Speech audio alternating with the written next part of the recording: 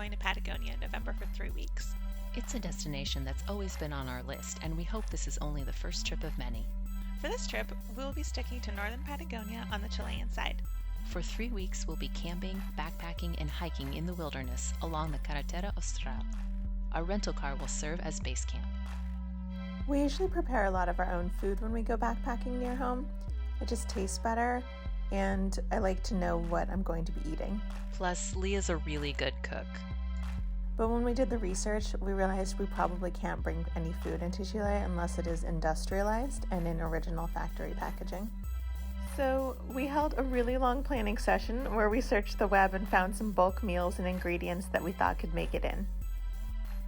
We are flying into Balmaceda Airport, which is roughly the midpoint of our driving journey. The road conditions in the southern portion of the Carretera Austral are reported to be worse than in the north, so we're doing the southern portion during the first half of our trip. But the largest grocery store is in the northern portion, so we don't expect to go there until our trip is at least halfway over. So we've decided to bring a lot of food with us from the US. It might be ridiculous, but we're hoping that having an existing source of packable food will make the trip easier. Since our rental car will be a sort of base camp, we can stash the food there while we are out on the trails. Our objectives were to find a few ready-to-cook meals, staples that we weren't sure we could find in quick-cook varieties while in Chile, vegetables, beans, and meat that are shelf-stable, and a few snacks with good weight-to-calorie ratio. Our first selections for ready-to-cook meals were organic and came in bulk. But once the bags arrived, we were a little skeptical that they'd make it through customs since they look really similar to homemade packaging, and we didn't want to have 32 meals confiscated. So we decided our only ready-to-cook meal would be oatmeal for breakfast and maybe grits. Everything else would require us to assemble ingredients. For quick-cook staples, we chose white rice, brown rice, potato flakes, rice noodles, and freeze-dried pasta. These are basic ingredients that normally should be available at a grocery store, but we weren't sure we'd be able to find quick-cook varieties, which helps us conserve cooking fuel. We ordered a variety of dried vegetables and beans to go with the staples, so we have some different flavors.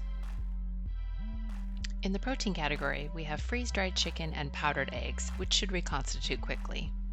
Obviously, bacon bits don't require cooking, and turkey jerky can act as both a meal ingredient and a snack. And speaking of snacks, I feel like this is the category that is going to keep growing as our departure date nears. Snacks are a big source of calories while hiking and backpacking, and also we love snacks. With all these basic ingredients, we need some spices! there's so many different seasonings here. The ingredients are wheat flour, wheat starch, salt, garlic powder, onion, buttermilk, mushroom, spices, citric acid. So it's basically flour and salt. It's flour. We selected some options we deemed healthier than the others. We're spreadsheet nerds, so then everything we purchase went on a list to calculate our total weight in calories. 25 pounds of food with over 46,000 calories. That's enough to feed one person for approximately 23 days.